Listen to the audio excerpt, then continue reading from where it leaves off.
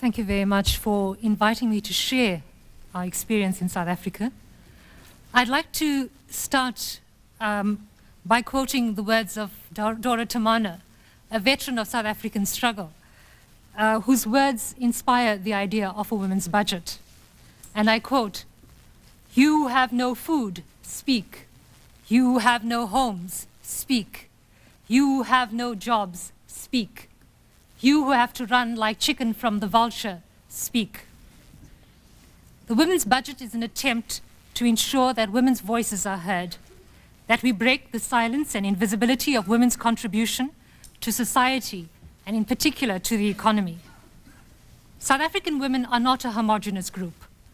Our oppression is mediated by race, class, rural, urban, age, and many other divides. Yet women are the overwhelming majority of the poorest in our country, the majority of the landless, the homeless, the unemployed, the violated. South Africa's women, like women all over the world, have a proud history of not accepting the status of powerless victim. In unrecognized struggles or invisible campaigns, women have continually reclaimed their power. In the face of the worst aggression and excesses of apartheid, capitalist, and patriarchal South Africa, women have fought and struggled and wept. But we have also laughed and danced and celebrated our victories. Women have united in campaigns to ensure their voices are heard. The Women's Charter campaign is one such example.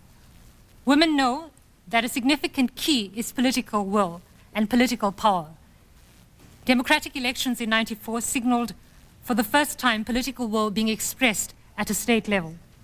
The ANC's quota means that parliament is different in that the voices of women are being raised in almost all areas of government, from the constitution to policy, legislation, and institutional change. South Africa has ratified CEDAW and has established a parliamentary committee to monitor the implementation, and that of the Beijing Programme of Action. Yet this signals only the beginning of the work that lies ahead. Fundamental transformation will be effected not by government, but by strong women's movements adopting multiple and creative strategies. The measure of South Africa's collective success or failure must be measured by change in the life of the woman who wakes at the crack of dawn to collect wood and water, who cleans and cooks and cares, who works for survival wages in industry, in subsistence farming, or in the so-called informal sector, who experiences one of the highest levels of violence in the world. In measuring success or failure along the way, South Africa must, in the words of Cabral, tell no lies and claim no easy victories. The South African initiative on the budget has its roots in the ANC conference, putting women on the agenda. There was agreement then that we should ensure that in the new government, departments must indicate the impact of programs on the status and conditions of women when requesting funds. In the budget debate of '94, I tabled the Australian women's budget as a useful example for South Africa.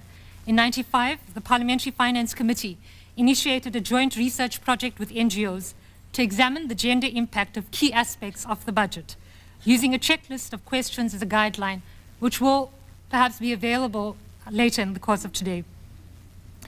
This focused on some departments, as well as cross-cutting sectors such as tax and public sector employment. The budget is the most important economic policy instrument of government. As such, it is a potentially powerful tool of transformation.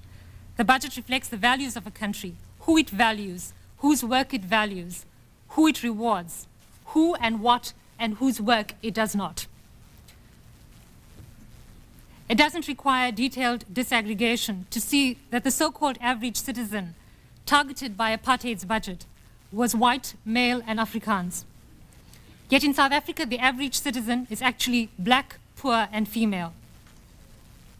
Disaggregation exposes how taxation, education, tariffs, trade, industrial relations, etc. impact on women due to their different position in the family and in the economy. Who gets the jobs? What is the nature of the jobs created? Who gets the subsidies? Who gets the housing, and what is the nature of the homes and communities which are being developed? What are the traditional policy assumptions that underlie the budget? For example, that men are the breadwinners. A gendered budget is not a separate budget for women. It proposes that all programs of every department at national, provincial, and local level be examined for their impact on women. We found useful a method of looking at government spending in 3 ways. Firstly, that which targets especially targeted programs, for example, on women's health. Secondly, programs aimed at change in departments themselves. And thirdly, the so-called mainstream programs, the rest of the budget. The overwhelming bulk of expenditure occurs in this category. And the question here is whether the budget without the first 2 types of spending reflect gender equity objectives. The women's budget targets women in our country as the lowest common denominator of poverty and can therefore potentially be an effective strategy for reducing poverty in South Africa. If it succeeds, the impact will be felt in all groups where women are generally at the very bottom: the young, the unemployed, the disabled, workers, etc. Some of the specifics which emerged from our exercise include the following: that government as a whole needs to prioritize poverty over items such as defense spending on corvettes or submarines or generals. Departments will need to table clear reports which show what has or has not changed and for whom. Departments will not be allowed to separate race from gender, or they will say, as some of them have done, that they are making good progress on gender, meaning white women, but not enough on race, meaning black men. Somewhere along that route, black women fell through the space. Departments will need to decide their internal priorities and cost these. The DTI budget, which up until the last budget spent over 50% on subsidizing big business through GEIS, the General Export and Incentive Subsidy Scheme, and only 2% on small, medium, and micro enterprise, will have to ensure that it begins to reach those at the survivalist level, where women are. At present, lower income earners spend a greater proportion of their income on VAT.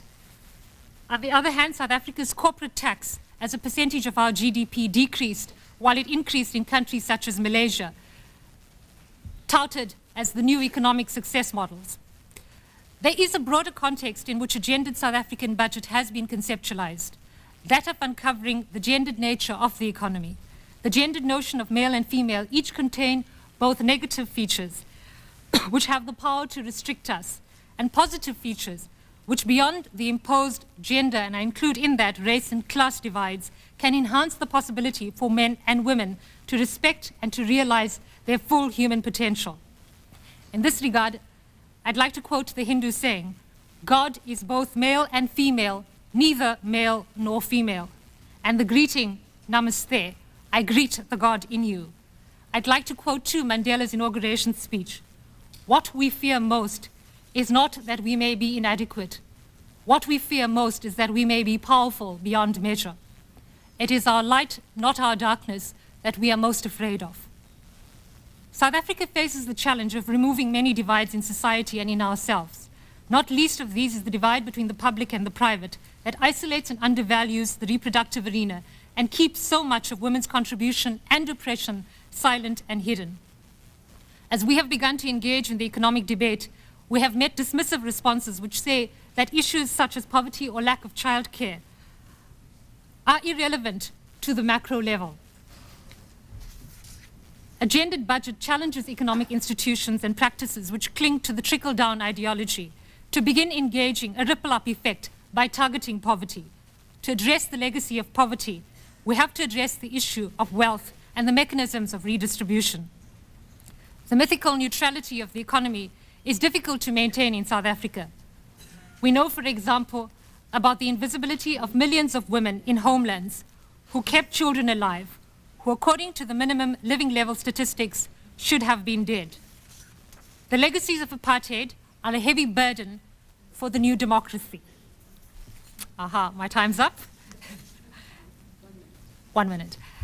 I think what I will do is give more detail on the exact steps that have been taken to take the women's budget forward in South Africa in the session during lunchtime.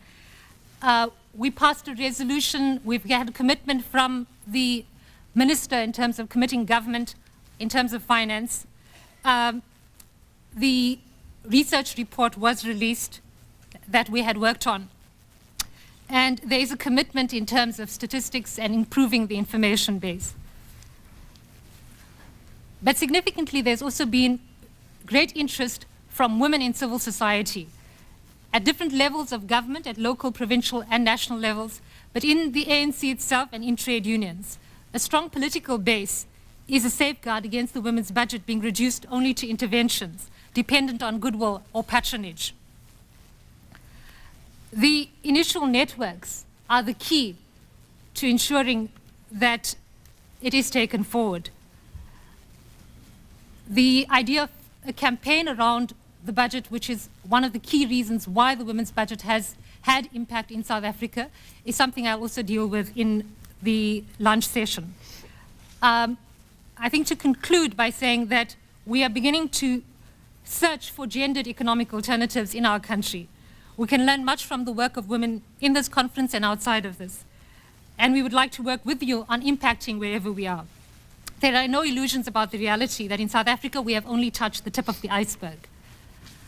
I'd like to conclude, if there is time, Nolene, to get you to do a small exercise which I've used in workshops in South Africa on the budget, if that's okay. Could I ask you all to please stand up?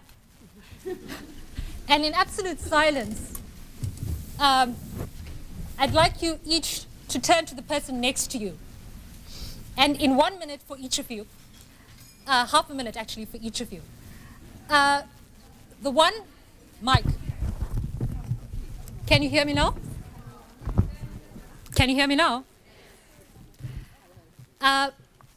In half a minute that each of you has, in the pairs that you are in, I would like you to turn to each other.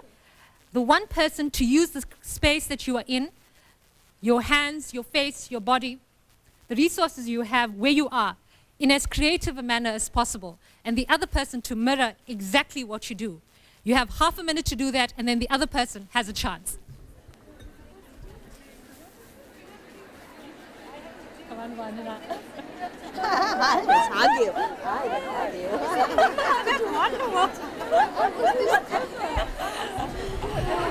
Thank you very much. You may sit down. Okay, I think your time's up and mine is too. I can see there's lots of energy, and there are many ideas that can emerge for a discussion if we had the time out of such an exercise. Unfortunately, we don't. I think I'd like to pull out just three. One is the notion of transformative leadership that involves leading and following, and the deepest of respect to be able to listen and to follow closely and to recognize and respect one another, and the potential of each of us to be a leader. The second is to break out of the spaces that we are put in and to begin to redefine for ourselves who we are, to recognize and exercise our power, energy, and ability to take control of our lives. And finally, that women can use their resources well, as you have just done, to engage the budget and the economy. That there is no need for fear, that we can listen and learn from each other, that there are possibilities for laughter and victories between the work and struggle. Thank you very much, and I wish you well.